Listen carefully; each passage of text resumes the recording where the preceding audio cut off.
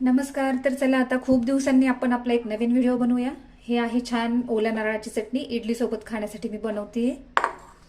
त्यासाठी आपण इथे ओलं नारळ जे आहे एक पूर्ण ओलं नारळ घेतले. त्यामध्ये 10 ते 12 कढीपत्त्याचे पानं, त्यानंतर एक 10 ते 12 मिरची आणि भरपूर अशी कोथिंबीर घेऊया. हे सगळं आपण मिक्सरला थोडंसं बारीक करूया आणि त्यानंतर त्यामध्ये दही ऍड करूया. आपण या सर्व गोष्टी आता मिक्सरच्या भांड्यामध्ये ऍड केल्या आहेत. ते आपण आता छान असं बारीक करून घेऊया. हे बघा, आपण हे आता असं थोडंसं बारीक करून घेतलंय. त्यानंतर आपण यामध्ये दही ऍड करूया. यामध्ये आता आपण 4 ते 5 चमचे मस्त असं छान आंबट दही ऍड करायचंय.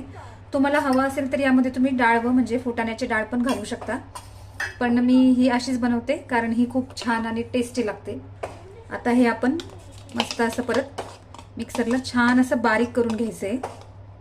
ही चटणी आमच्या घरात खूप आवडते, स्पेशली माझ्या मुलाला ही चटणी फार आवडते.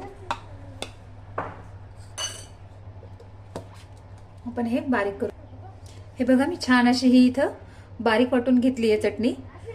याच्यामध्ये आपण दही अगोदर घालायचं नाहीये. थोडंसं बारीक केल्यानंतर आपण दही घातले, कारण दही जर तुम्ही अगोदर घातलं तर ते व्यवस्थित अशी चटणी बारीक होत नाही. खोबऱ्याचे तुकडे असे थोडेसे राहतात.